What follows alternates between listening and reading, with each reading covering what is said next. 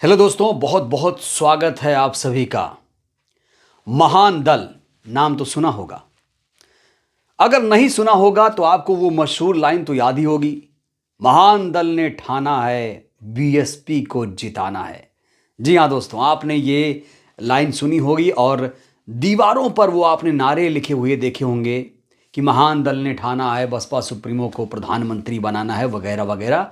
एक मुहिम, एक अभियान छेड़ा गया था, याद होगा आपको। आप देख सकते हैं किस तरीके से दीवारों पर, हर जगह, कई जगहों पर दीवारों पर लिखा हुआ पाया गया, महान दल ने ठाना है, बसपा को जिताना है। जून महीने से ये अभियान लगातार छेड़ा गया था।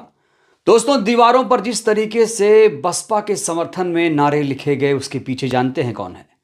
उसके पीछे हैं ये, इनका नाम है केशव देव मौर्य। केशव देव मौर्य पिछड़ी जाति के नेता हैं और दावा करते हैं कि वो जिसे चाहें उसकी सरकार बनवा दें।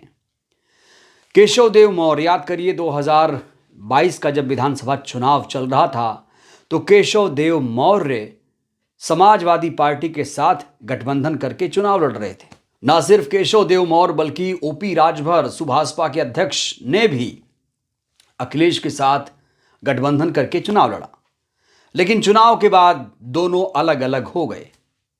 केशव देव मौर्य ने बहुत सारे गंभीर आरोप लगाए कि अखिलेश जी ने शर्तें पूरी नहीं की, हमें कम सीट दी, वगैरह वगैरह।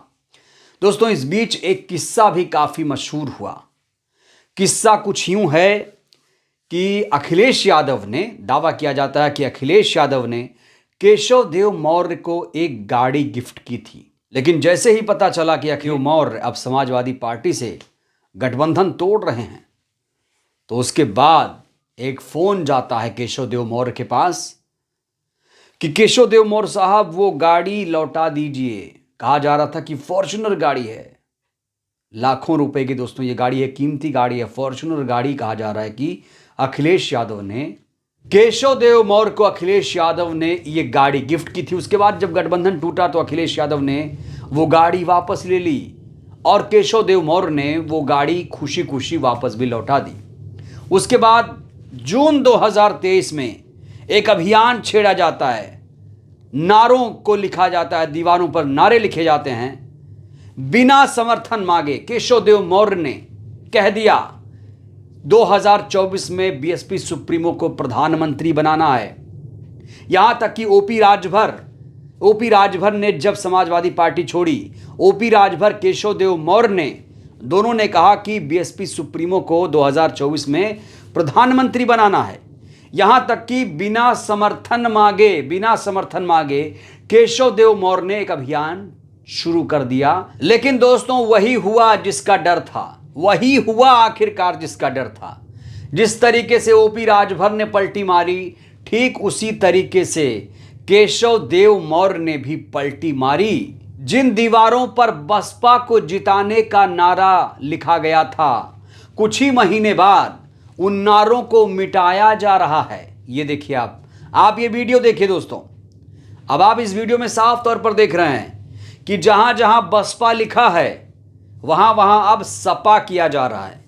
ये लोग इतने काहिल हैं कि अलग से कोई दीवार की पेंटिंग नहीं कर रहे हैं, ये लोग बसपा को ही सपा कर रहे हैं। बड़ी दोस्तों हैरानी होती है, बहुत ही आश्चर्य होता है, दुख होता है कि ऐसे भी नेता हमारे समाज में हैं जो बिन पेदी के लोटे की तरह माने जाते हैं, चाहे वो ओपी राजभर हो, चाहे केशव देव मौर्य हो। देखिए किस तरीके से ओपी राजभर चले गए भारतीय जनता पार्टी के पास। अब ये जो दीवारों पर अच्छा खासा नारा लिखा था उसे ही मिटाया जा रहा है। खुन्नस कहीं ना कहीं यहाँ दिखाई जा रही है।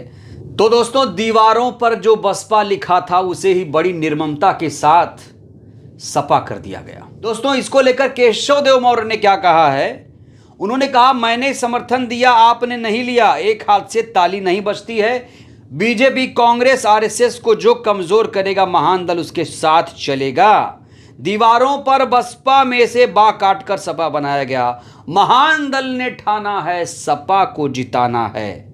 मैंने समर्थन दिया, आपने समर्थन नहीं लिया, एक हाथ से ताली नहीं बजती है। केशव देव मौर्य यहां पर बीएसपी सुप्रीमो को संबोधित कर रहे हैं वो ये जो ट्वीट है बीएसपी सुप्रीमो को लेकर लिख रहे हैं। वो कह रहे हैं कि हमने कई बार कोशिश की लेकिन बसपा सुप्रीमो ने हमसे हाथ नहीं मिलाया और मजबूर होकर हम एक बार फिर से वहीं जा रहे हैं जिन्होंने हमारी गाड़ी छीन ली थी, जिन्होंने गाड़ी वापस ले ली थी। यानी फिर से गठबंधन हो गया समाजवादी पार्टी के साथ महान दल का दोस्तों।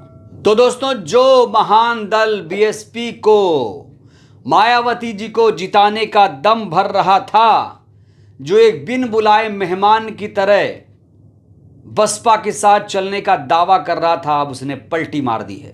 लेकिन केशव देव मौर्य साहब का चैप्टर बिल्कुल दिलचस्प है दोस्तों। ऐसे नेताओं को लेकर मुझे हैरानी नहीं होती है, मुझे बिल्कुल हैरानी नहीं हुई। केशव देव मौर्य के लोगों ने बसपा को सपा कर दिया, मुझे हैरानी नहीं हुई। मुझे तो बिल्कुल पक्का यकीन था और मुझसे ज़्यादा बसपा सुप्रीमो को यकीन रहा होगा कि ये लोग जो आज दीवारों पर बसपा को जिताने का नारा लिख रहे हैं, ये कल को कहाँ बिक जाएं, कौन इन्हें खरीद ले, कोई नहीं जानता है। और शायद इसीलिए बसपा सुप्रीमो ने इन्हें भाव नहीं दिया था दोस्तों। बसपा सुप्रीमो ने इस पर कोई भी रिएक्शन नहीं दिया था। बसपा सुप्रीमो ने ना तो ओपी राजभर को कोई भाव दिया, ना ही केशव देव मौर्य को भाव दिया। तो यहां पर बसपा सुप्रीमो ने जो फैसला लिया था, जिस तरीके से वो तटस्थ थी, जिस तरीके से वो इस नेता के प्रति अपना रवैया रख रही थी, वो आखिरकार सही साबित हुआ। और अगर इन दीवारों पर जिस तरीके से नारा लिखा गया था, अगर इसके प्रभाव में बसपा सुप्रीमो आकर कहीं कोई फैसला ले लेती तो कहीं ना कहीं उनके फैसले पर भी सवाल खड़े होता। तो दोस्तों, मुझे लगता है शायद इसीलिए बसपा सुप्रीमो ने बिन बुलाए मेहमान को कोई दावत नहीं दिया और वो समझ रही हैं कि ओपी राजभर और केशव देव मौर्य जैसे नेताओं का कोई वजूद नहीं है। ये आज यहाँ हैं, कल को वहाँ हो जाएंगे। कौन जाने अब केशव देव मौर्य सपा के बाद वो भारतीय जनता पार्टी में शामिल हो जाएं, फिर से उन्हें गाड़ी मिल जाएगी, कोई और नई गाड़ी दे देगा।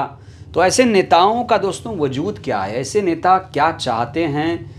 ये जो दम भरा जा रहा था कि बीएसपी को जिताना है, अब सपा को जिताने का दावा कर रहे हैं। खुद तो एक सीट नहीं निकाल सकते, खुद तो पार्षद नहीं बन सकते, खुद तो ऐसे नेता अपनी पार्टी को जिता नहीं सकते, विधायक नहीं बन सकते, सांसद नहीं बन सकते, लेकिन दावे बहुत बड़े बड़े किए जा रहे हैं। ये लोग सपा को जिताएंगे, ये लोग बसपा को जिताएंगे, ये लोग कांग्रेस को सर्टिफिकेट दे रहे हैं, बसपा को सर्टिफिकेट दे रहे हैं कि बसपा अब उत्तर प्रदेश में कमज़ोर हो गई, कांग्रेस पार्टी कमज़ोर हो गई। तो दोस्तों, ऐसे नेताओं का मुझे लगता है कि कोई वजूद है नहीं। और बसपा सुप्रीमो ने जो फैसला लिया था, महान दल के साथ जो ट्रीटमेंट की थी, जिस तरीके से भाव नहीं दिया था, वो आखिरकार दोस्तों सही निकला। और बसपा सुप्रीमो के फैसले की काफ़ी तारीफ़ हो रही है कि जो उन्होंने फैसला लिया था वो आखिरकार सही निकला, सही तमाचा पड़ा था केशव देव मौर्य और ओपी राजभर जैसे नेताओं पर। तो दोस्तों, इस वीडियो को लेकर आपकी क्या प्रतिक्रिया? जिस तरीके से बसपा को सपा किया गया, क्या केशव देव मौर्य को ऐसा करना चाहिए? और केशव देव मौर्य, ओपी राजभर जैसे नेताओं को लेकर आपकी क्या प्रतिक्रिया? अपनी प्रतिक्रिया आप लोग जरूर दीजिएगा। वीडियो को लाइक जरूर करिएगा, चैनल को सब्सक्राइब करिए, वीडियो को जन जन तक पहुंचाइए, जिससे देश की जनता जागरूक हो। जय भारत, जय संविधान। शुक्रिया।